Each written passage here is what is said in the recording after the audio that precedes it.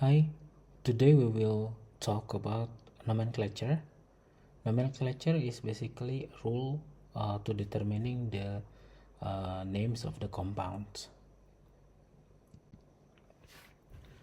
For binary compounds or any compounds that's made of only two elements, the naming format would be cations, anions, and also change the ending of anion with "ite."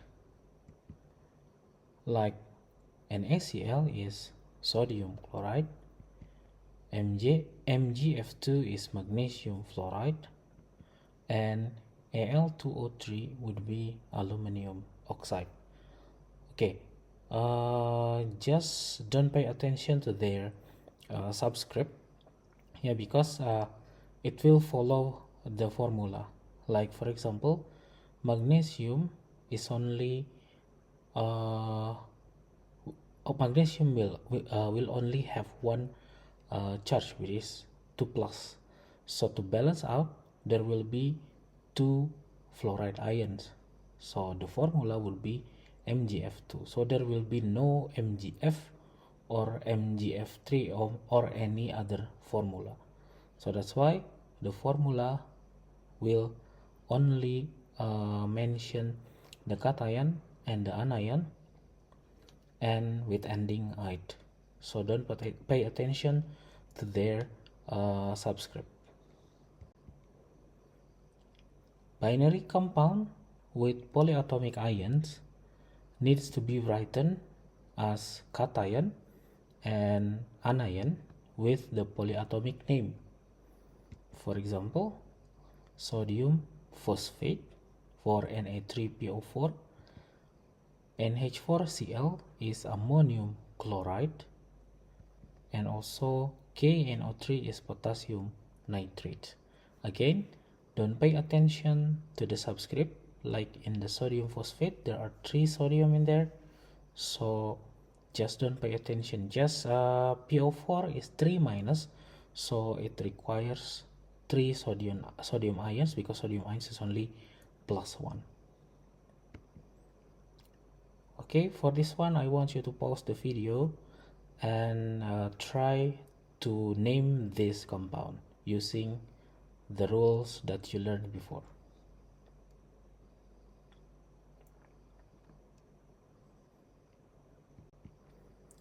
Okay, next it's a binary compound with transition metal cation.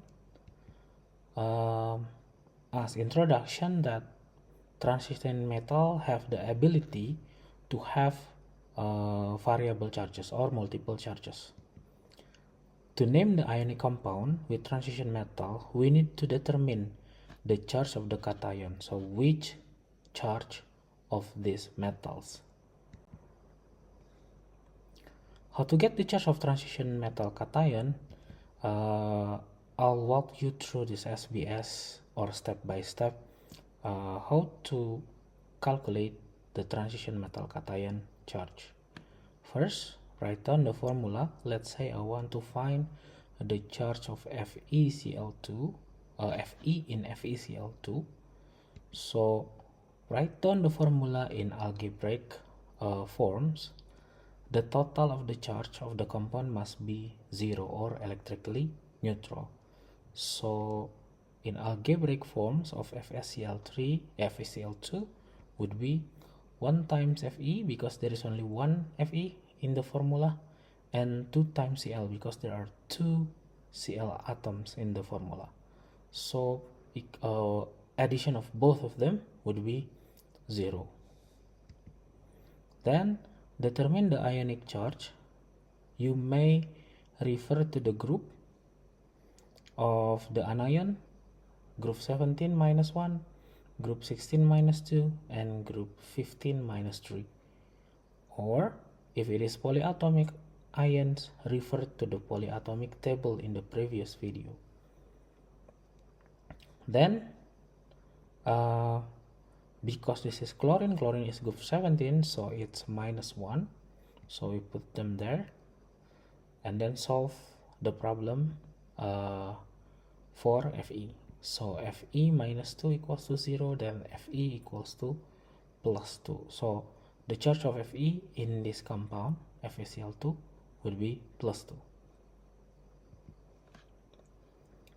Then the SBS would be work out the transition metal cation charge and use the naming format, the transition metal cations in the English spelling, and then next to it, without spacing, use bracket, and then use Roman number to mention the charge, and then space, and then the anion with ending "ite" or with polyatomic ion naming.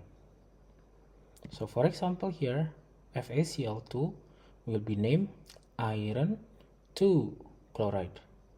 Pay attention, the bracket and the number Roman number is attached to iron without spacing, but after the bracket there will be space, then the anion.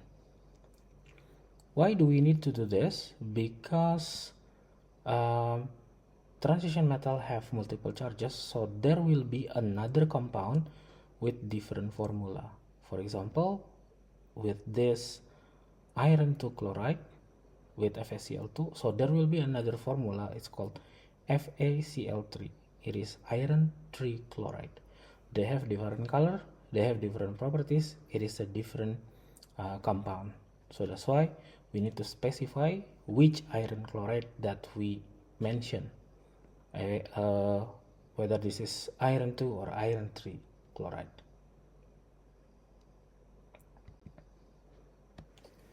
Okay, I want you to pause the video and then work out the solution of naming of these compounds with transition metal ions.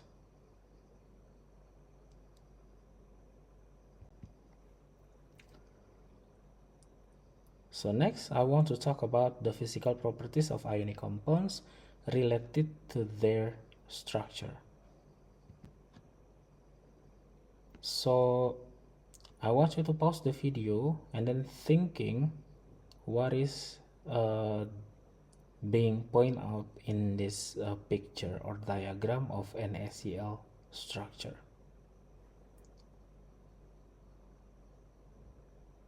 Okay, enough your thinking time. So basically the Na and Cl minus, Na plus and Cl minus, they are in the three-dimensional regular arrangement with opposite charge held together by electrostatic attraction. This is called giant ionic lattice.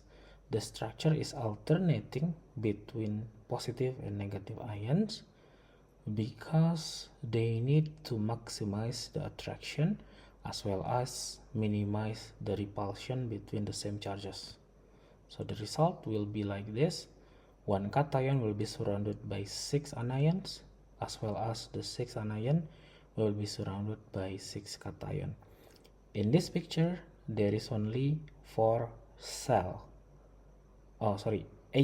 So there will be another copy of this in the maybe top, bottom, front, back, and also left and right. So it's extended to three-dimensional space.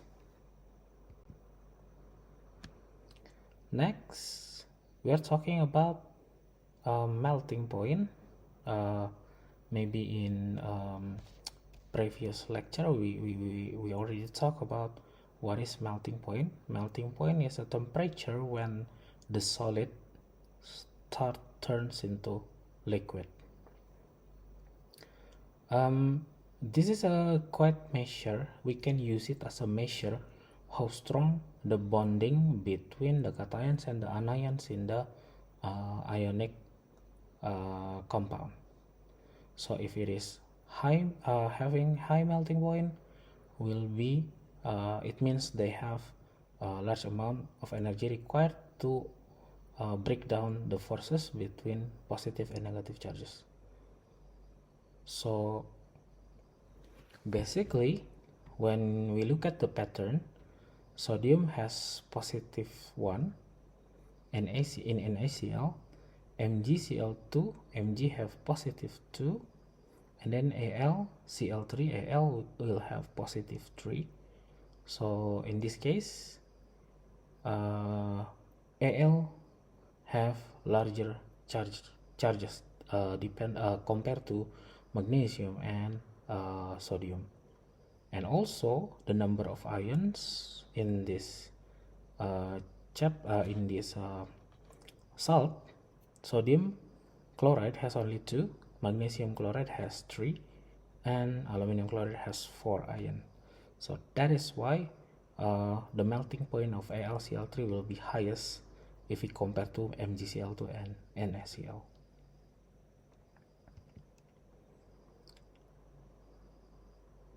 Okay, the structure also explain how the ionic compound is brittle, because when we apply force in a layer of ionic compound, as we apply force, the layer will slide, and the same charges will meet, so they will repel each other, they will crack, they will break down.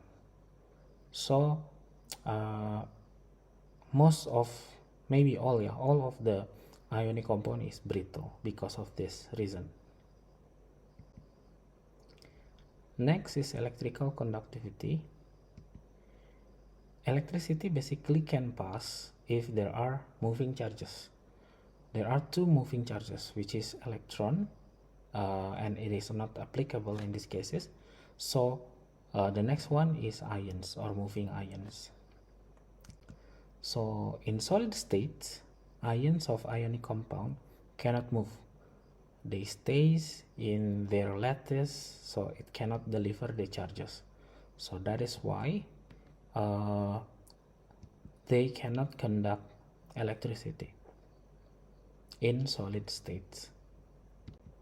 Once they are molten, the ions can move. Now, because the positive and negative charge can move, so they can conduct electricity. Then also, if they are dissolved in water, basically the lattice structure of NaCl will break down. Maybe you already learned this one in biology, that water molecule is dipole, so the oxygen part is negatively charged and the hydrogen part is positively charged.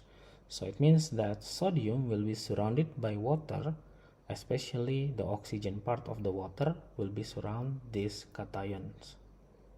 And on the other hand, chlorine ions will be surrounded by water molecules by its hydrogen part, because hydrogen in the water molecule is positively charged. And by doing so, all the ions now free moving in in between water molecules, so they can also pass electricity. So in the conclusion of conductivity, so they cannot conduct when they are solid, they can conduct when they are liquid, and also they can conduct when they are in aqueous state. And then in the practical activity, we can test the conductance using this setup. So basically we need two electrodes. The cathode is electrode that connect to negatively charged battery, and then anode is connect to positively charged battery. To measure the current, we need ammeter, and also we can dissolve our samples in water to form electrolyte. And then we can set up the experiment using this experimental setup, the equipment setup, and then dissolve the salt in distilled water as an electrolyte, then set up the voltage in the power supply, then measure the current using multimeter or ammeter. You can calculate the conductance by dividing the current with the voltage. Okay, maybe that's all for today's lesson. See you on the next slide. Thank you.